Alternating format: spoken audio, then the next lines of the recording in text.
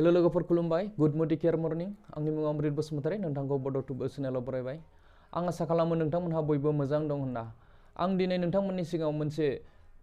प्रडाक्टनि सायावहाय डेमनस्ट्रेशन दिन्थिनो सानदों दा नोंथांमोनहा बे प्रडाक्टनि सायाव डेमोनि गेजेरजों गुवारै मिथिनो थाखाय भिडिअखौ जोबजासिम नायलां आरो जाय बिथांमोनहा गोदान भिउवार्सफोर बे बिथांमोनहा चेनेलखौ साबस्क्राइब खालामनानै हो मानो होननानै बुङोब्ला बे आंनि चेनेलाव वर्ल्ड क्लास प्रडाक्ट क्वालिटिजों लोगोसे गेरेन्टि गोनां प्रडाक्टनि सायाव आङो मोजां भिडिअ आपलोड खालामबाय थायो आरो मोजां प्रडाक्ट लानानै फैबाय थायो नोंथांमोननि सिगाङाव दा नोंथाङा नायदों बड' टुब इउ दे बिदिब्ला भिडिअखौ जागायदिनि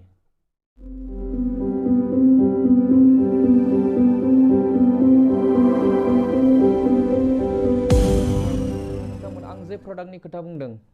जे प्रडाक्टनि सायाव डेम' दिन्थिनो सानदों बे प्रडाक्टआनो जाहैबाय मडिकेयारनि एसेन्शियेल रेन्जनि इन्स्टान्ट टी ट्री अइल आङो सिगांग्रो बिनि नलेज भिडिअ बानायखांखाबाय दा नोंथांमोनहा बे प्रडाक्टनि सायाव गुवारै मिथिनो थाखाय आंनि बे सिगांनि नलेज भिडिअखौ नायनो हागोन एबा भिजिट खालामनो हागोन दा आङो दिनै बे प्रडाक्टनि सायावहाय डेमनस्ट्रेशन दिन्थिगोन बे प्रडाक्टआ नुनायाव माने एसेबां फिसा नाथाय बिनि गुना जोबनो गैयै जोङो बिनिफ्राय बेनिफिट मोननाय जायो दा बे प्रडाक्टआ बयनिबो नखराव थायोबा मोजां मानो होननानै बुङोब्ला बे प्रडाक्टआ जोबोद इउजफुल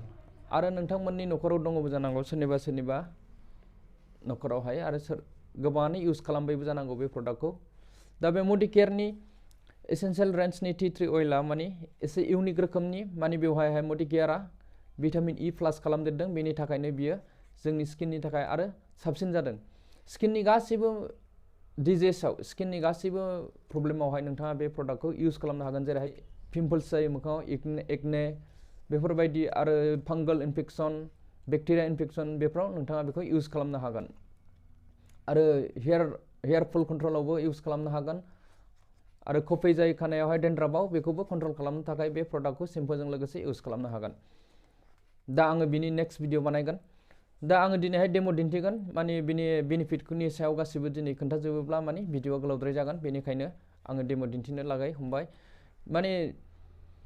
जे नोंथांमोनहा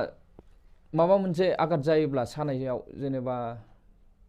फेन बाम इउज खालामो दा फेन बाम इउज खालामोब्ला बियो नोंथांनि स्किन सायावल'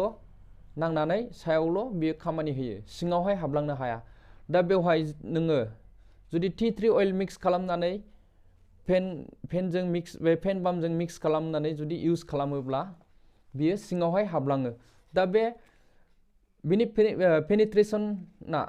बिनि पेनिट्रेसन पावारा बेसेबां बिनि सिङाव हाबलांथि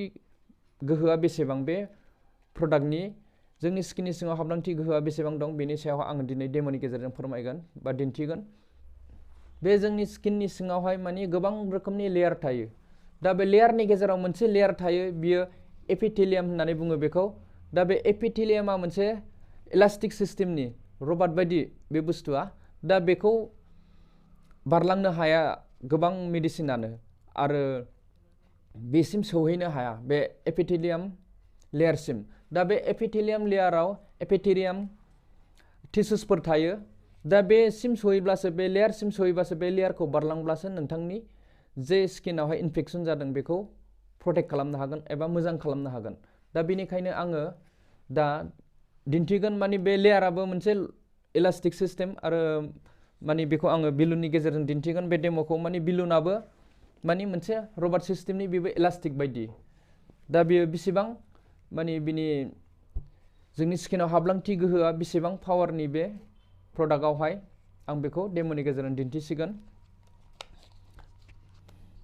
बिनि पेनिट्रेट पावारा बेसेबां दा नोंथांमोनहा नुनो मोनसिगोन आं दा बे प्रडाक्टखौ लाबाय बेखौ खेवनोसै बेवहाय मोनसे वाल होनाय दं बियो माने लखबब्लाबो खेबसेनो गजोबनाय नङा माने बियो गावनि नांगौसिबां बिबांनि ड्रप हिसाबै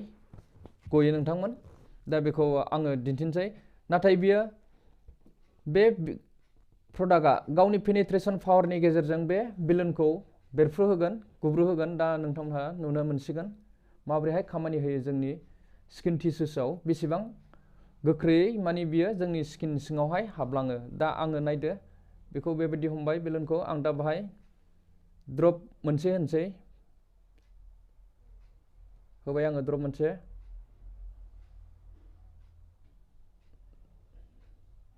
माबायदि खामानि होगोन नुनो मोनगोन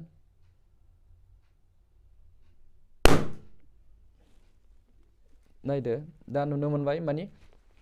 गोख्रै जोबोद गोख्रै माने जोंनि स्किन सिङावहाय टिस्युसआव बियो हाबलाङो आरो आङो दिन्थिबावगोन मोनसे आरो बेलुन आङो माने बेखौ आलदा रोखोमै लानोसै बेबायदि रोखोमै लानानै होनसै नायदो बाहायबो ड्रप मोनसे होनाय जागोन नुनो मोनबाय आरो मोनसे देखायबावगोन आङो दा नोंथांमोनहा बे डेम'खौ दिन्थिनायनि सिगां गुबुननि सिगाङाव दिन्थिनायनि सिगां माने सिगांग्रो खोन्थाखायोब्ला मोजां माने बे बेलुना बेरफुगोन होननानै दिखौ सुबुंफोर थायो बागदावग्राफोर बेनिखायनो सिगांग्रो खोन्थाखानाया मोजां माने बे प्रडाक्टखौ बेहाय जुदि एप्लाइ खालामोब्ला बियो बेलुनखौ बेरफुहोगोन होननानै माने गावनि पेनिट्रेशन पावारनि गेजेरजों बियो बेरफुहोगोन दा आङो मोनसे आरो गुब्रु होबावनोसै नोंथांमोननि सिगाङाव दा आङो बेबायदि हमनोसै लोगोरै नै नङाबा नोंथांमोनहा माजोंबा थुफ्रुदों सानगोन दा आं नैबे गोजौआव होनोसै बेखौ ड्रप मोनसे होबाय आङो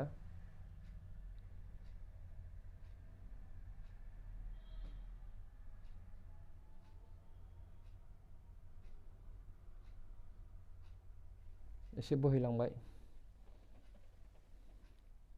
नायदो दा